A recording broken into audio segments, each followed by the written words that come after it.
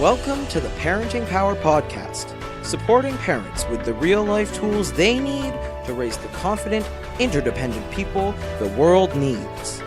Gail Bell and Julie Friedman-Smith interview experts who share their knowledge to assist parents in creating a home environment where kids can thrive. Hi, everyone. Welcome to the Real Life Parenting Podcast. This is Julie Friedman-Smith. And I'm Gail Bell. And our guest today is Corinna Meckelborg. As a 12-year food allergy mom, Corinna has spent hours Googling food allergies. She has since figured out the most reputable information sources, taken what she has learned, and added life experience to create practical solutions to food allergy lifestyle issues that save families time, energy, and stress. And these are all available through Friendly Pantry Consulting and on her Friendly Pantry website. Welcome, Corinna. Thanks, Julie. I'm so happy to be here. Corinna, we're very excited for you to share all your information with us. Tell us a little bit more what led you to start Friendly Pantry. Well, as you said, I'm a 12-year food allergy mom, so I've been at it for a little while. And my first was diagnosed about 12 years ago with milk and egg allergies, and they were severe. And back at that time, there wasn't a lot out there. It was really hard to get information and community and all that kind of thing. She outgrew her milk and egg allergy, which was awesome. But right around the time she outgrew hers, my youngest daughter was diagnosed with severe peanut and tree nut allergies. So again, we went through the diagnosis and all the issues of trying to find out how to manage this. I had a little bit more experience, but I thought if I could help some of those other moms that are in that situation, I want to do that. So I have now 12 years experience doing it. I can look back and I can talk about things that I learned and things that I did, and I can also look forward as to what we need to do for the time coming up as well. I got my Allercoach certification about 2 years ago, and I started my blog, and I also run a paid membership called the Inspired Kitchen Membership, How to Simplify Meals for Busy Food Allergy Families. So you've got a lot going on there that can really help parents. When I was reading one of your recent blogs, the point that's really hit home for me is your wish to help the children in these families really take some responsibility around managing their allergies age appropriately. You share 3 great tips for families to use to empower their children. I am always looking towards the teen years and getting those kids ready to be able to handle these things themselves, because I think it's so important. I mean, I can take care of my kids now while they're young, but they need to learn those skills that are going to help them as they get older. So along with my husband, we are always trying to think about how can we get this to be something that she's more independent and able to do herself, because I know the teen years aren't going to be easy. So I wrote this post with that in mind. So the first one is being consistent with bringing the epinephrine everywhere we might be eating or drinking. So our rule is definitely no epinephrine, no eating or drinking.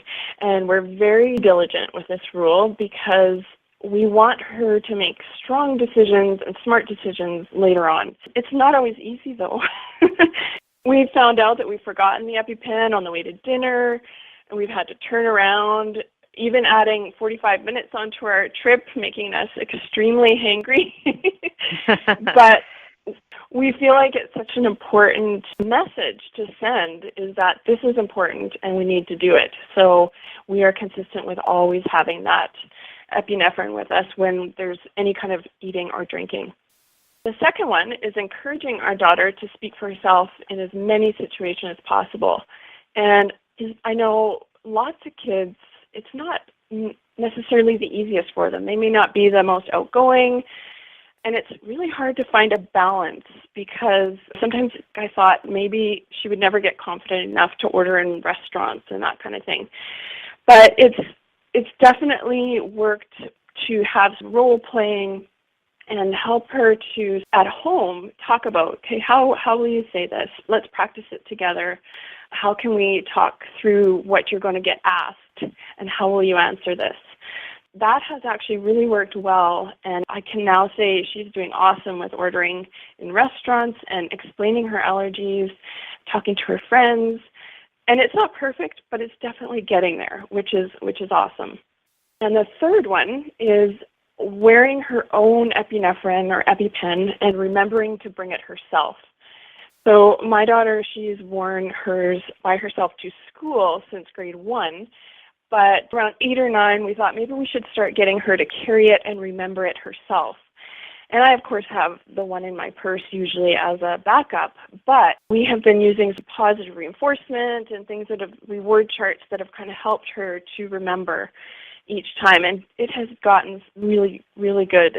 She's great with remembering it now, and oftentimes we still get in the car and we say, "Oh, did you remember your EpiPen?" And she does. So it's awesome to see that some of the things that you put into place have actually worked and helped. I really want her to be able to do that on her own, so we just keep on keeping on. Keep on practicing with that. Yes, and that's so important. So the very first word that you did say, Corinna, is such an important aspect in all of parenting, which is consistency, right? So if you're going to say it, you got to follow through. All the things you said, consistency, speak up, and creating opportunities to allow your daughter to speak up for herself. And then 3, having that responsibility. I mean, those just go hand in hand with just awesome parenting skills and what we know our kids need. Even though you're teaching this through her allergy, you're also setting her up for so many other successes in life and those life skills that transfer to so many other things. So that's fantastic. Could you share a real-life parenting tool that works in your family? Honestly, it's consistency. Yeah, fair enough. Really, I think it's being consistent even when it's inconvenient for you and hard. That is something that I think is not easy, because it's so easy to say, this time it will be fine. But if you're not doing that consistent, you're sending a message that tells your child that that's not important. So to me, the consistency through everything is what's most important for us. That makes a lot of sense. And I love the way you talked about the importance of consistency in teaching your daughters that they need to take a strong stand on something. At Parenting Power, we often say kids live what they learn and learn what they live. So if a child is raised in a family where there isn't a lot of consistency or where things slide pretty easily, then they don't know how to stand firm. Whereas when we model for them the ability to stand firm, this is our family's rule, like you said, no epinephrine, no eating or drinking, it's just very clear, then our kids learn that those important key concepts of our family, those are things that stay firm, and that even if it's uncomfortable and even if it's not quite what we wanted to do, we need to stay consistent with these important values and these health and safety issues, which is how it's coming out in your family. So it's really valuable what you're teaching. As Gail said, it's really transferring. And so many of our kids struggle with being able to speak for themselves if they haven't been given the opportunity to learn. So again, taking the time to practice in much more mundane situations like around the dinner table and considering situations and prompting with language that could be used, those are all parenting skills that I'm sure are working great around allergies and really can be transferred to so many issues in our lives. For sure. Corinna, we really appreciate the information that you've given us. I'm a parent whose children don't have allergies, so this is not something that's right up on my radar, and it's helpful for me to have a little bit better understanding of the things that you're going through. Thank you so much for giving me lots to think about, and I'm sure our listeners as well. If listeners want to find out more information from you, where is the best place for them to follow you? I have a website, www.friendlypantry.com, or I'm on Instagram or on Facebook and also on Pinterest. So any of those. And if they wanted to get a free allergen flexible meal plan, I've got that on my website at friendlypantry.com. Fantastic. Thank you so much for spending time talking with us today. Thanks, Corinna. Thank you so much for having me, Gail and Julie. To learn more about Parenting Power, check out our website, parentingpower.ca, visit our Facebook page, or follow us on Instagram and Twitter at Parenting Power.